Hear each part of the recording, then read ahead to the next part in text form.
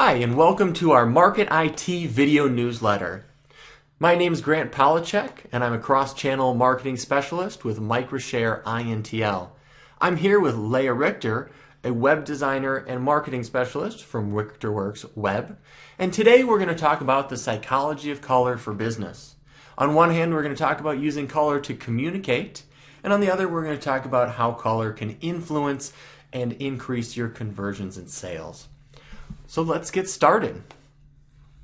Color in our marketing is very much like nonverbal communication when we speak to someone. It conveys all kinds of things whether we're paying attention to it or not. But it is very important that we think about who our ultimate consumer is and take that into account when we're choosing colors for our marketing, for our logos, for our websites. Subconsciously, we all react to color. A positive subliminal reaction to color can invite the potential customer to trust you, or at least to get to know more about you. Choosing appropriate colors in the right places can get your potential clients to take action or buy more.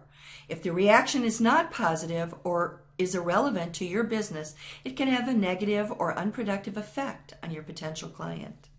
Let's start with blues, the most liked color in Western countries, and this is important. It's important, again, to know who your client is.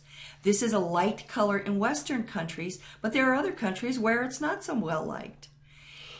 But we'll talk about what we know, and that is how we view blues. Blues are the sign of trust and reliability, calmness, personal communication. They tend to convey conservatism and maturity. This is why blues are almost always used for banks and for financial institutions to convey that trust and reliability. Blues remind us of the sea and of the ocean.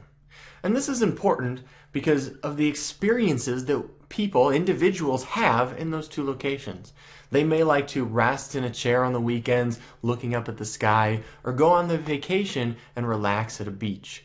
When we can tie our marketing, our logos, our colors into these experiences that people have already had, you can create a very powerful psychological connection in their mind between those experiences and your business.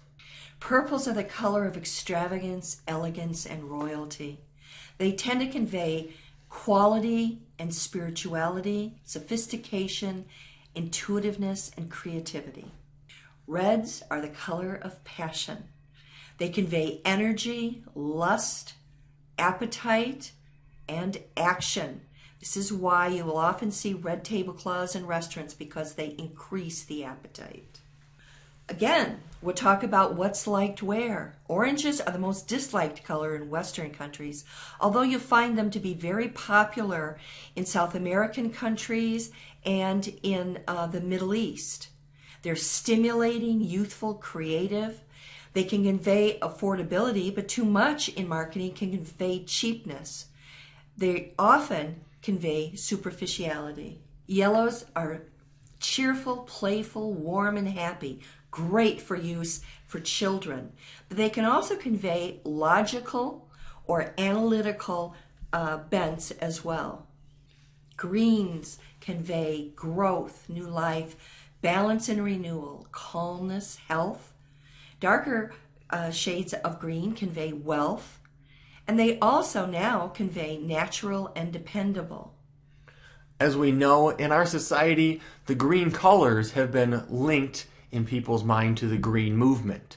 And we can see that's not a very big stretch. So any company that wants to be thought of as natural or organic or using green products or green procedures can use green in their color scheme to quickly convey that.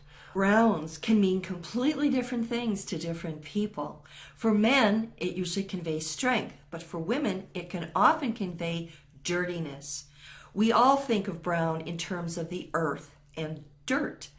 It can also convey maturity and reliability, and it's often used for kind of an organic conveyance as well as a staid.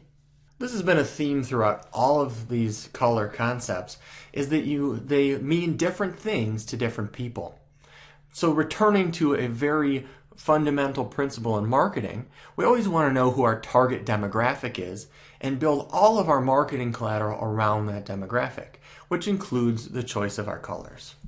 White, of course, conveys innocence and purity, spirituality and light, simplicity and sterility. Sterling gray or silver tends to convey wealth, prestige, it's calming and uplifting, and conservative, modern and artistic, which is why it's often paired with dark blues, is because of the conservative, to convey a safe place to invest money, for example.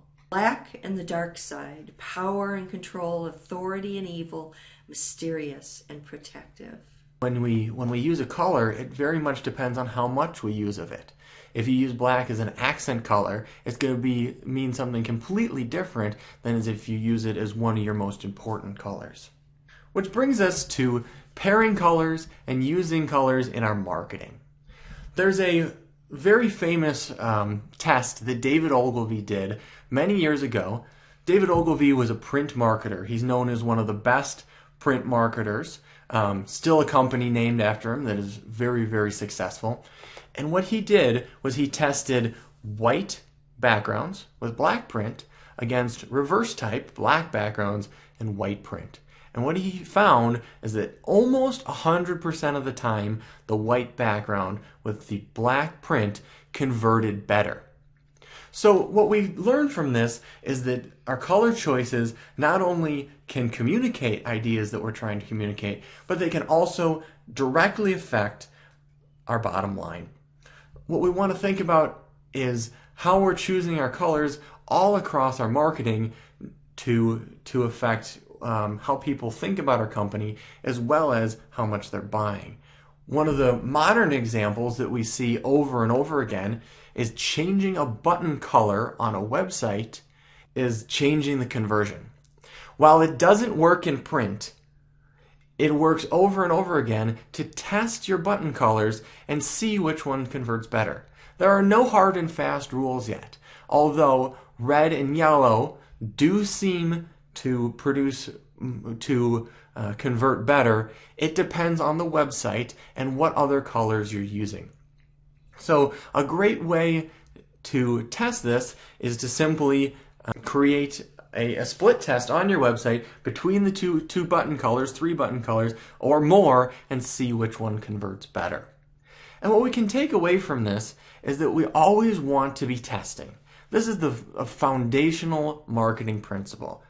We don't ever want to look and say, what do psychologists think about colors? Well, that's a good place to start. We then want to take it into the real world and test it for ourselves. This can go all across our marketing. It can be the colors of the shirts that we buy, the colors on our banners, the colors on our logo, and of course, as we just talked about, the colors of the buttons on our website. This has been the Psychology of Color for Business.